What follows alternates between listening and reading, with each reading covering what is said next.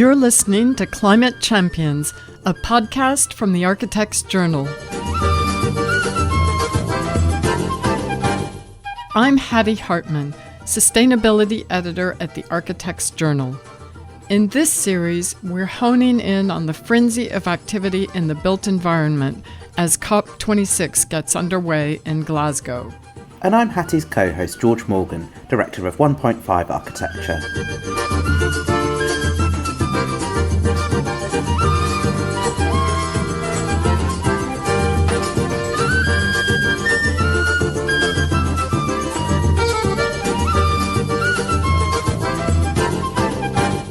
Sustainability has come at the forefront of all the initiatives.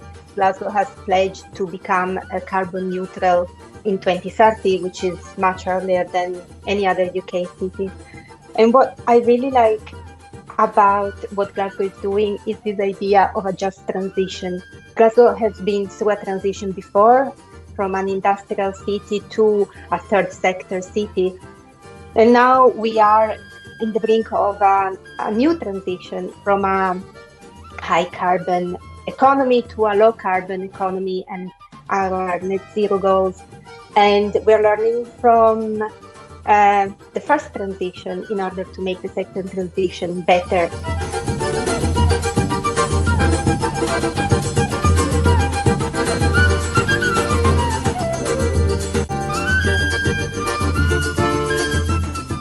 As COP26 kicks off, Climate Champions brings you a special episode of what to see and do in person or virtually if you're in Glasgow or tuning in from afar. We have two guests today. First up, we speak to Paola Pacino, an architect who has worked in various roles at Glasgow City Council for more than 15 years.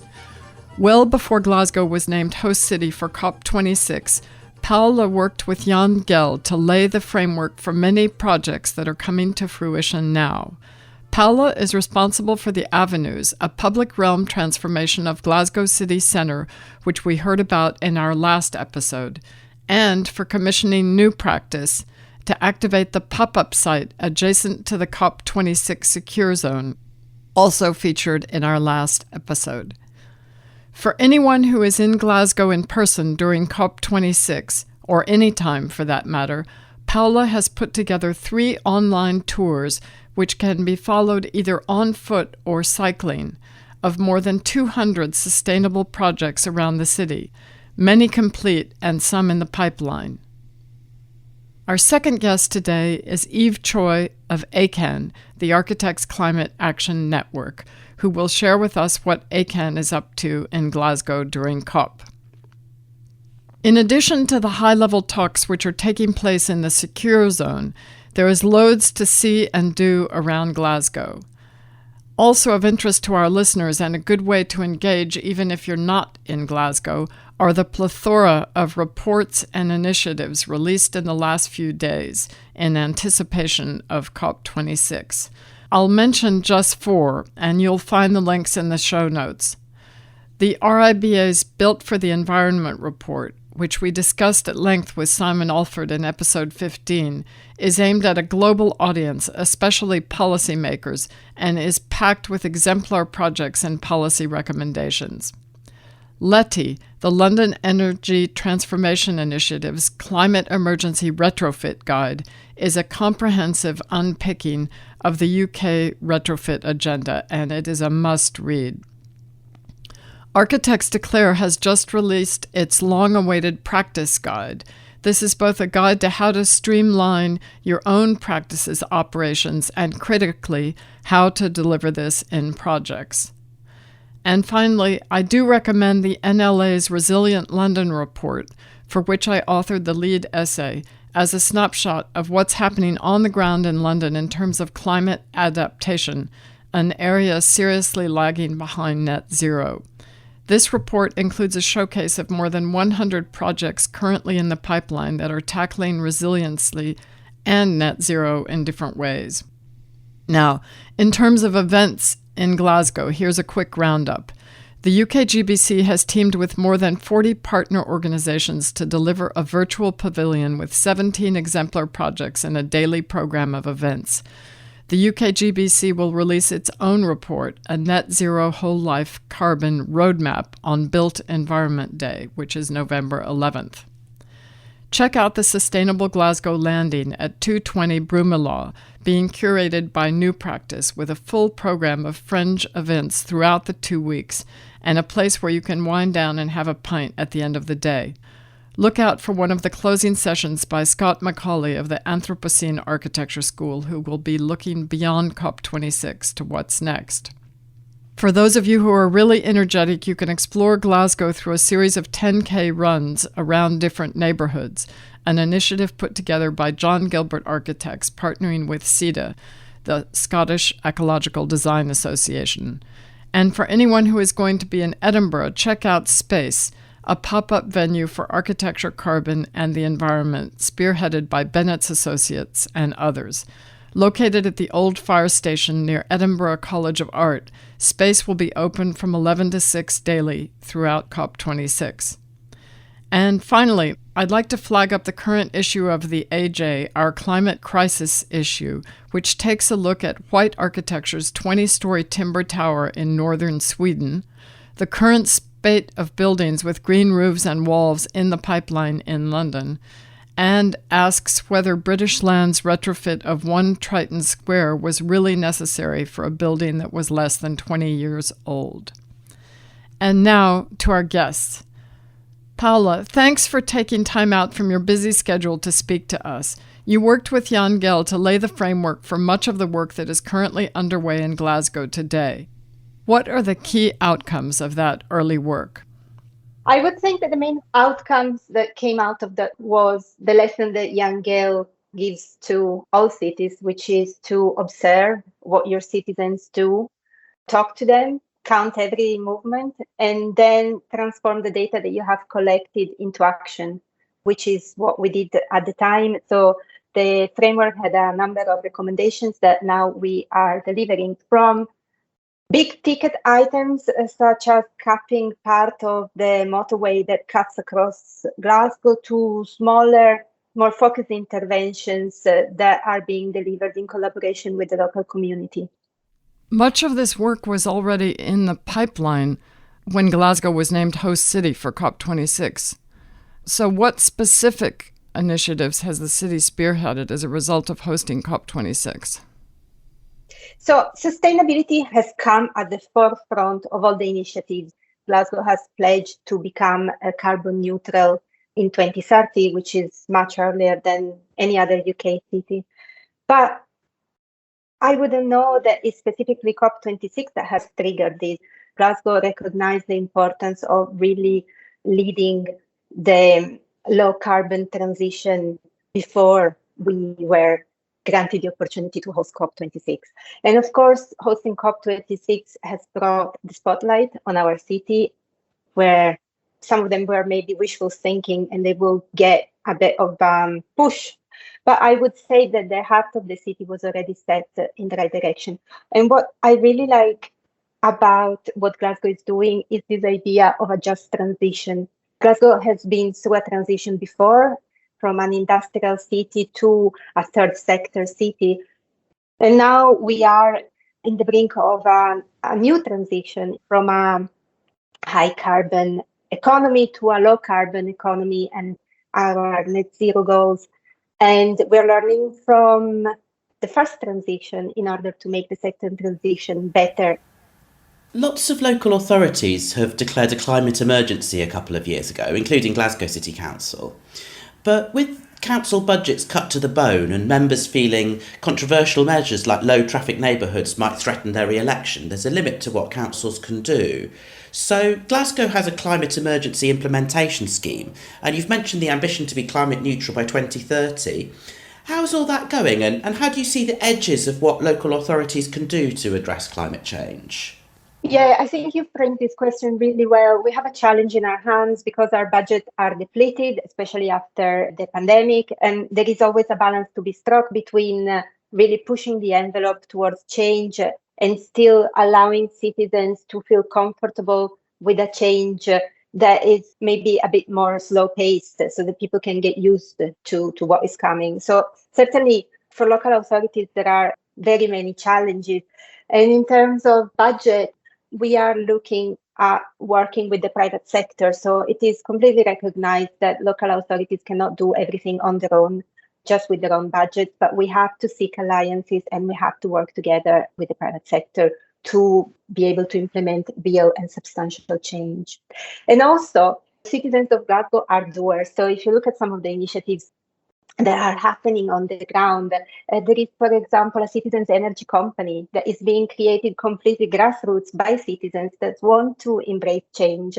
And we have at the moment, if I'm not wrong, 2 schools that are already powered with community energy company.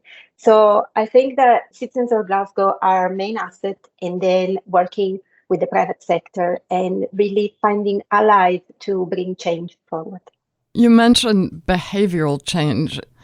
Can you give any examples of ways that you've been working with citizens or... So for example, let's say active travel. How do we engender behavioral change in active travel? Well, we need the carrot and the stick. We need, on one hand, to make it more difficult for people to drive through the city center. But on the other hand, we need to make it pleasurable and easy and safe for people to be able to embrace, whether it is cycling, any form of wheeling, or walking. So I think that's exactly what we're doing. We are making it more difficult because we are looking to deliver 20 to 30% decrease of vehicular traffic in the city center in the next few years. And we're doing so even with the avenues by really restricting the amount of space that is dedicated to cars. So it wouldn't be feasible or desirable to come in the city center with cars, so personal vehicular transport. And on the other hand, we're making it very pleasurable because the avenues will deliver spaces for people to be able to move around the city in a pleasurable way. So the avenue, the Tuckyhole Street Avenue, which is a pilot avenue, has seen an increase in cycling of 300% within the first year of being delivered. And I saw with my own eyes families with young children cycling along, feeling safe and really enjoying the space. And Glasgow is a medium-sized city, which is the perfect ground to implement these changes because it's not so extended that people cannot actually make a journey on their bike and within a reasonable amount of time without having to cycle for 2 hours to go to work. So I think Glasgow, in terms of size, is the sweet spot. It's a big enough city that offers a variety of cultural amenities and you can find everything that you want to, but at the same time, it's not as big as London, where commuting on the bike is not always feasible. So on the sort of topic of how people move around the city, you've mentioned some of the M8 being capped. I've seen on Twitter that there's a campaign to remove the M8 from the city centre and replace it with something better, maybe like what was done in Boston with the Big Dig, replacing an elevated motorway with a park. Could this actually happen, or is it a pipe dream? So we are all dying to know who is behind the Twitter feed that you refer to, and we have several guesses, but nobody really knows. The secret is still out there. Definitely, the city is looking at the idea of capping part of the M8. The reason why I'm saying part of the M8, we would have loved to cap it all, or even just do a feasibility study on the idea of capping it all. But unfortunately, because of how the levels of the roads are at the moment, it is not deliverable. So what we can deliver is a park on one block of the motorway, and we're certainly looking at it seriously. So it's not just a pipe dream. Obviously, there are a lot of considerations at stake, such as funding. So let's talk for a moment about the storyboard for visitors and delegates that you've developed over the last few months. Can you describe it for our listeners, and how do you hope people will use it? So yes, it is a story map. I am a bit of a GIS geek. I like to map everything that comes my way. And so one day I said, well, why not start a map with all the projects that are sustainable and that are supporting Glasgow towards its net zero ambition. And so that people of Glasgow, citizens of Glasgow, as well as visitors that will come to Glasgow during COP26, will be able to walk around the city, see our beautiful city, but also look at what the city is delivering on the ground or about to deliver in the next few years. And it started as a small thing, and I have now mapped more than 200 projects, and I'm sure that I haven't mapped them all. So I think that this map will survive COP26 and will become a legacy. It's been a fun journey because I didn't know about many of the projects. You've mapped the city center. You've also mapped a couple of other areas, right? When there are trails that people can follow either partially or in full, either walking or cycling, I suppose. Absolutely. Yes. To begin with, I only started with the one map, but then the projects keep on growing, and I figured nobody would be able to follow that trail in one afternoon or in one morning. So I split it in 3 trails, and I just followed the urban morphology of the city in terms of how I took the decision of defining the areas. For good or for worse, we have the motorway that cuts our city center, and so that really defines an area. And we have a river that also defines the morphology of the city. So those are the 2 main guidelines. And then we have High Street, which really defines a sort of boundary on the east of the city. So it was really easy to define the areas for walks. What do you know about the Built Environment Day or any fringe events that are taking place that may be of interest to our listeners? What I know and what I've been mapping are the fringe events, and there is a really rich amount of them. The ones that spring to mind are the New York Times Climate Hub that is going to be happening at SWG3, which is a very interesting venue, and so it's really nice to even just go and see it. Engine Works will host the Ghost House. Wood are going to have a house as well in the city center. The Urban Design Group are going to host a full day of activities on the 10th of November in the city center.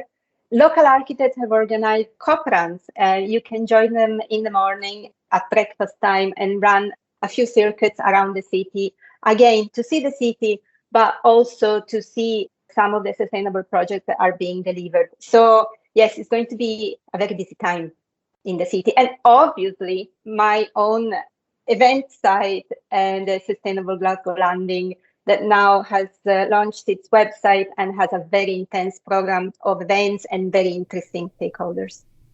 So we will make sure we put all of these links in the show notes so people can find them. So what's your view on COP26 and its legacy for Glasgow?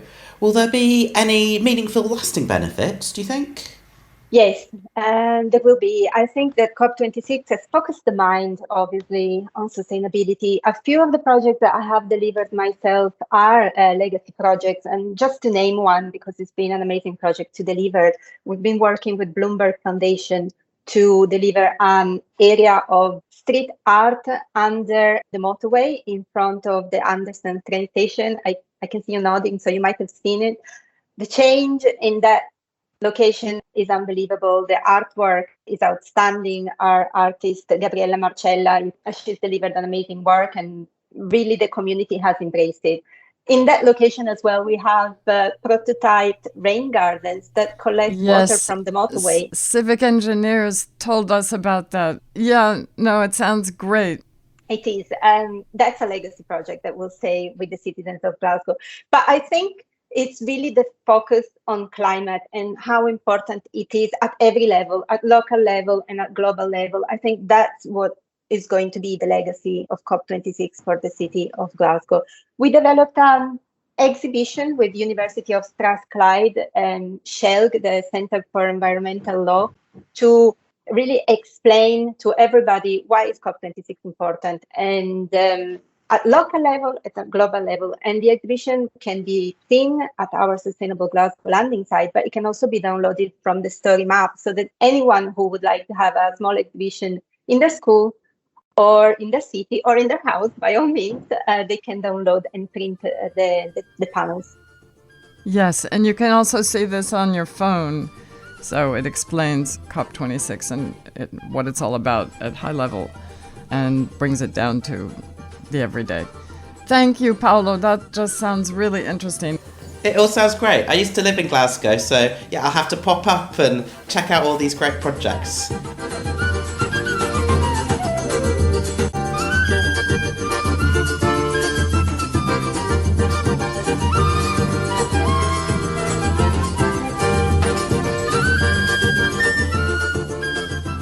Our second guest is Eve Choi, one of the London-based coordinators of ACAN, the Architects Climate Action Network. ACAN has been busy for several months preparing its presence at COP26. Originally from Melbourne, Eve has been working in London for over 5 years and has been closely involved with ACAN throughout the pandemic. I saw you speak on behalf of ACAN at the RIBA Smart Practice Conference last year in 2020, I believe. Eve, it's great to have you with us today. Tell us about your role at ACAN and which work streams you've been involved with. I am currently ACAN's Events and Action Coordinator. I'm not part of any specific work stream, but I do work with most of the working groups to find out how it is that we can bring the good work of the working groups into the wider audience of ACAN. And funnily enough, I have started this role at the beginning of lockdown, so most of it is through virtual events. But I'm really excited to be going to COP and seeing what we can do in a physical space. And what can you tell us about ACAN's plans for COP26? It was kind of a bit of a funny one because early days we didn't know what was going to be the plan with COVID, but I think we knew that definitely we wanted to be there physically. Initially, we did try to make an application into the official zones, but what we ended up deciding on was that potentially a fringe venue would be more suited to us so that we can host our own events and control the narrative. We're essentially doing a series of exhibitions, events, and workshops across 2 venues in Glasgow. One being New Glasgow Society. They've got an East and a West gallery. And our main venue for events and also other exhibitions would be Many Studios. That would be predominantly the first week of COP. What exactly are you planning? Yeah, to start with the exhibition. So in New Glasgow Society, we've got an exhibition called Architecture of Crisis, Hopes and Vision. And through that exhibition, what we really wanted to showcase was the campaigns of ACAN so far. We understand that maybe some of the people attending these exhibitions might not have known about ACAN before, so it's kind of an introduction of who we are. But we also wanted to showcase what our hopes are for COP. So we've got that exhibition going across both galleries. It will start in the East Gallery and move to the West. And when we move to the West, the exhibition will be reframed as actions post-COP and things that we're hoping will be taken on board after COP is already done.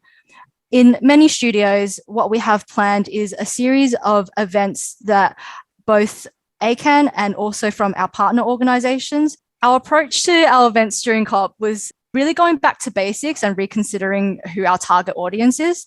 And we kind of realized that the built environment is a really big blind spot. So even the fact that the Built Environment Day is on the last day feels like a bit of a snub for the industry. So the aim of all of our events and exhibition is to bring more awareness to the industry's impact to a universal audience. Overall, our events target a whole range of issues with a whole range of audience, but individually, we're kind of more focused with each individual event. And being there physically was really important to us, as we believe that we might be one of the few built environment organizations to be there. So how many people, how many ACANers do you think are going to be actually on the ground in Glasgow? It is hard to say because I think there will be quite a lot of us coming and going. We've obviously got ACAN Scotland and ACAN members already based up in Scotland. We think that there might be an additional maybe 10 people coming up from London. And we really wanted to interact with the local audience and people on ground because it's something that we've really lacked for the past year and a half. Can you give us an example of some of the events you're planning? Yes. One of the events that we're planning is called Deconstructing Carbon. So this will be a lunchtime event on the Wednesday in conjunction with ASBP. And we realize that there's quite a lot of architectural jargon being thrown around, particularly in regards to carbon. So the purpose of this event is really just explaining what is embodied carbon, how do we measure it, how do we reduce it, and how this also translates to policy. No, I was going to ask you which Wednesday, what date is that event going to be? That event will be on Wednesday, the 3rd of November. So is there a link that people can find out? Where do people go to find out what you're doing? You should be able to find that on our website. On the top right-hand corner, there'll be a link that says COP26, and that will lead to all of our Eventbrites. Another event that we'll have going on will be the Replicating Retrofit event. So this is building off the steam of the Households Declare campaign, and this will be on the same day as the Deconstructing Carbon event, but in the evening. And what we'll be doing for this event is bringing together a panel of speakers, for example, from people-powered retrofit and carbon co-op. What do we need to do in terms of retrofit, and how do we campaign for a national retrofit strategy? What other activities in London and elsewhere is ACAN planning for COP26? So we are quite aware that we actually won't be present doing events in COP over Built Environment Day, but we thought it would be really important to create as much noise as possible. So ACAN Sweden, France, Portugal, what we're planning is to do a social media campaign around the Built Environment Day. And this will hopefully be in the form of a banner drop. So we're hoping to flood social media with as many messages about the built environment as possible to really push for more ambitious political action on the built environment. So how should people support that? By retweeting things that they see? Are there resources that people can use for that? If you kind of see something that is relevant, taking part in that social media storm would be really great to be able to spread the message as far as we can. Is there anything else you think you want our listeners to know about? So on Thursday, the 4th of November in the evening, starting at 6:30, we have an event that we're calling COP or Flop, and it's a bit of a fun one. And the reason why we've decided to go with a fun event is because we kind of wanted to remind people that activism should be enjoyable and that we're allowed to take a step back and kind of laugh at the situation sometimes. And I know it's sometimes quite hard to do because with climate change upon us, it can feel quite depressing. But with this particular event, we're collaborating with Architecture Fringe, and we've got local comedian Raymond Mans coming in. And it's basically going to be a satirical event where we're questioning the effectiveness of COP. So it'll be a fun evening with drinks, and Raymond will basically give the government and corporations a good old roast. Sounds like you've got a busy program. Thanks a lot, Eve.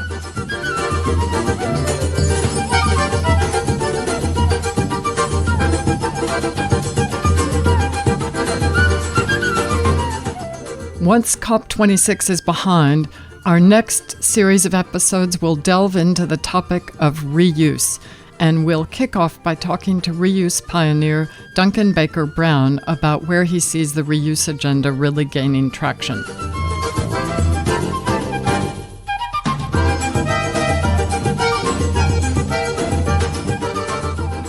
If you're enjoying Climate Champions, please rate us and subscribe on your favorite podcast platform.